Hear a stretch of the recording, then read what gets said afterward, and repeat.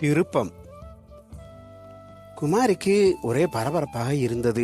தன் தந்தையை தனியாக விட்டுவிட்டு கிளம்புவதற்கு அவளுக்கு இன்னும் 2 நாட்கள் தான் இருந்தன. தினகரனின் காதலை மாரிசாமி ஏற்க மாட்டார் என்பதை அவரின் ஜாதி பற்று மிக்க நடவடிக்கைகளிலிருந்து அவள் அறிந்திருந்ததால் தான் அப்படி ஒரு முடிவுக்கு வர வேண்டியதாயிற்று. தான் செய்வது சரி என்பது அவளுக்கு தெரிந்துதான் இருந்தது. இருப்பினும் அவளுக்கு வேறு வழி புலப்படவில்லை. குறிப்பிட்ட சூழ்நிலையில் சில தவறுகள் நியாயமானவை என்று அவள் தனக்குத்தானே சமாதானம் கற்பித்துக் கொண்டாள்.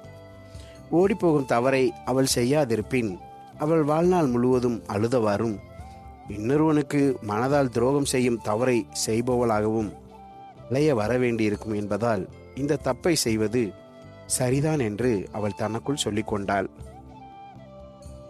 அவள் அப்பா வெளியே போயிருந்த நேரத்தில் புடவை துணிமணிகளை தன் பெட்டியில் அடுக்கி வைப்பது போன்ற ஆயத்தங்களை ரகசியமாக செய்து கொண்டிருந்தாள். சில ஆண்கள் சொல்வது போல் கட்டிய சேலையுடன் வந்தால் போதும் என்று தினகரன் சொல்லவில்லை.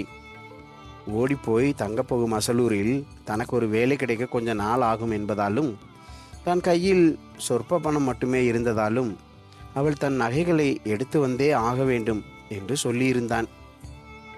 நண்பர்களே, இது நான் உங்கள் விஜே. நீங்கள் இணைந்திருப்பது உங்கள் தமிழ் நம்பர் 1 ஸ்டோரி சேனல். நீங்கள் இப்பொழுதுதான் முதல் முறையாக நம்முடைய சேனலை பார்க்கிறீர்கள் என்றால் மறக்காமல் சப்ஸ்கிரைப் செய்துவிட்டு வாங்க தொடர்ந்து கதைக்குள் போகலாம்.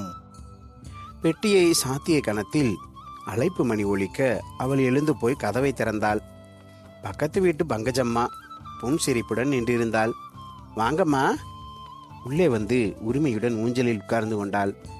அவள் சட்டமாக உட்கார்ந்த தோழனையிலிருந்தே ஏதோ முக்கியமான விஷயம் பேசத்தான் வந்திருக்கிறாள் என்பதை புரிந்து கொண்ட குமாரி குழப்பத்துடனும் ஆவலுடனும் அவளை ஏறிட்டவாறு தானும் அவளுக்கு எதிரே ஒரு நாற்காலியில் உட்கார்ந்து கொண்டாள். ஏற்பாடெல்லாம் எந்த மட்டில் இருக்கு என்று எடுத்த எடுப்பில் அவள் கேட்டதும் குமாரிக்கு தூக்கி தான் போட்டது. என்னது இப்படி கேக்குது? எதையோ மோப்பம் பிடிச்ச மாதிரி இல்ல கேக்குது.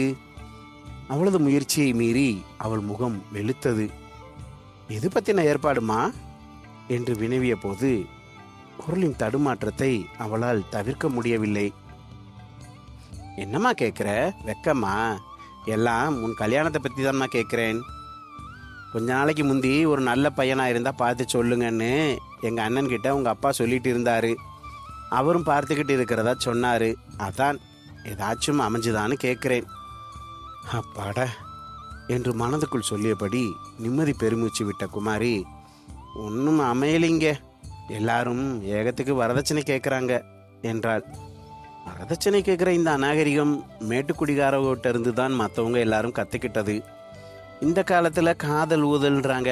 ஆனால் அவங்களும் எங்கள் அம்மாவோட நீ நிம்மதியாக வாழ்க்கை நடத்தணும்னா வரதட்சணை கொடுக்கறது தான் நல்லது கூசாம சொல்கிறாங்க.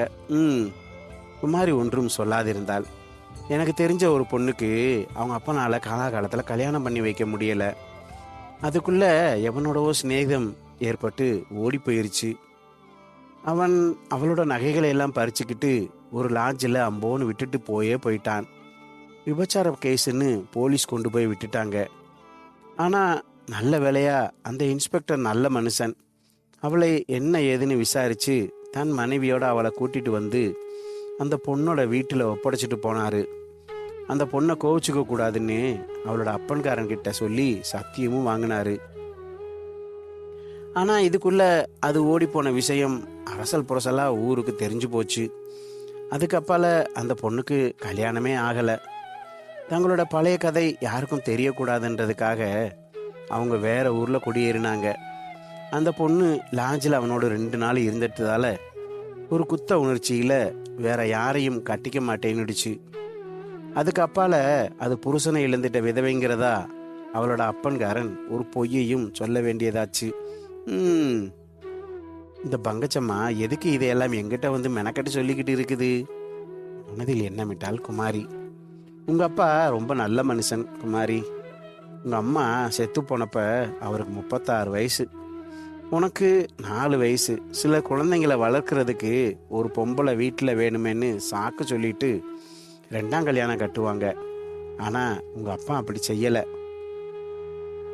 எத்தனை பேர் வலை வீசினாங்க தெரியுமா? அவர் மசியவே இல்லையே. மாற்றாந்தாயின்னு ஒருத்தி வந்தா அவ என் ஒரே மகளை கொடுமைப்படுத்துவாளோ என்னவோ.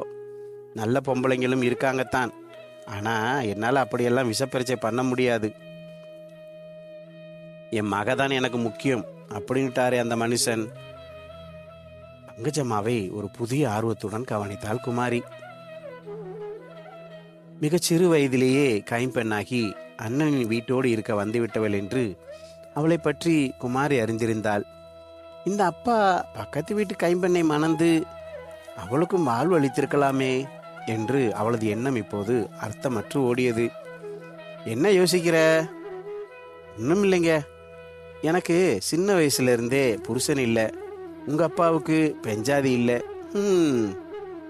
பங்கஜம்மாவிடமிருந்து இன்னும் எத்தனை ஹும்கள் உதிரப் போகின்றனவோ என்று நினைத்து மனசுக்குள் சிரித்து கொண்டாள் குமாரி. உங்க அப்பா மனசு கொணாம நடந்துக்க. குமாரி, உனக்கு ஒரு விஷயம் சொல்லட்டுமா? தன் அப்பா மனசு கொள்ளாமல் நடந்து கொள்ளுமாறு சம்பந்தம் இல்லாமல் திடீரென்று பங்கஜம்மா தனக்கு சொன்ன அறிவுரை குமாரியை 2ஆம் முறையாக தூக்கி போட்டது. தன்னை தாக்கிய அதிர்ச்சியில் அவள் வாயடைத்து தான் போனாள். 2 நாளுக்கு முந்தி நான் எங்க சொந்தக்காரங்க வீட்டுக்கு போயிருந்தேன். பொசைவாக்கத்தில் இருக்கிறவங்க ஆனந்த் தியேட்டரில் படம் பார்க்க கூட்டிட்டு போனாங்க. என்ன அப்படி பார்க்குற? குமாரி, நீயும் அந்த பையனும் உட்கார்ந்திருந்த சீட்டுக்கு பின்னால தான் நாங்கள் உட்கார்ந்திருந்தோம். ஆனால் நீ எனக்கு தெரிஞ்ச பொண்ணுன்றத நான் என்னோட இருந்த அந்த அம்மாவுக்கு சொல்லலைம்மா. ஆனால் நீங்கள் உட்கார்ந்திருந்த நெருக்கத்தை பார்த்ததும் எனக்கு மனசு தாளலை. கல்யாணத்துக்கு முந்தி தொடுறவன் நியாயமானவனா இருக்க மாட்டான் குமாரி. நான் இப்படி பேசுறது உனக்கு பிடிக்காது தான். என்னை மன்னிச்சிடு, உன் நன்மைக்காகத்தான் சொல்றேன். அவன் உங்க ஜாதி இல்லைங்கிறதையும் அப்பாவுக்கு தெரியாம ஓடி போறது உங்க திட்டங்கிறதையும் உங்க பேச்சில இருந்து நான் தெரிஞ்சுக்கிட்டேன். என் பக்கத்துல இருந்த அம்மாவுக்கு காது அவ்வளவாக கேட்காது. அதனால அந்த அம்மாவுக்கு எதுவும் தெரியாது. உனக்காக தன்னோட இளமையை தியாகம் பண்ணின உங்க அப்பா கிட்ட உண்மையை சொல்லி அவர் சம்மதத்தோட நீங்க கல்யாணம் கட்டுறதுதாம்மா சரி. இவளுக்கு என்ன வந்துச்சுன்னு என் மேல கோவப்படாதடா செல்லம். குமாரி சிறுமைப்பட்டு போய் தலை கவிழ்ந்து முகவாய் நெஞ்சில் இடிக்கிற அளவுக்கு குனிந்து கொண்டாள். பங்கஜம்மா ஊஞ்சலிலிருந்து இறங்கி அவளுக்கு எதிரே நின்றாள். ஒரு தாயின் பரிவுடன் அவள் தோள்களை ஆதரவாய் தொட்டு அழுத்தினாள். இவளுக்கு என்ன இவ்வளவு கரிசனம்னு கோவிச்சுக்காதே தாயி. நீங்களும் பொஞ்சாதி இல்லாதவரு, என் தங்கச்சியும் புருஷன் இல்லாதவ. அதனால நீங்க அவளை கட்டலாமேன்னு எங்க அண்ணன் சொன்னப்ப உங்க அப்பா என் பொண்ணு விஷயத்துல நான் எந்த விஷப்பரீட்சைக்கும் தயாரா இல்லை. உங்க தங்கச்சி நல்லவளா இருக்கலாம், ஆனா அவளை கட்டிக்கிட்டு என் குடும்பத்தை பெருக்கிக்க நான் தயாரா இல்லைன்னு சொல்லிட்டாரு உங்க அப்பா. என் குடும்பம் பெருகினா குமாரிக்கு கல்யாணம் பண்ண பணம் சேர்க்கிறதெல்லாம் பிரச்சனை ஆயிடும்னு காரணம் சொன்னாரு. இப்படிப்பட்ட அப்பாவுக்கு அதிர்ச்சியும் வேதனையும் தரக்கூடாதுமா. உண்மையை சொல்லி அப்பாவோட போராடி ஜெயிக்க பாரு.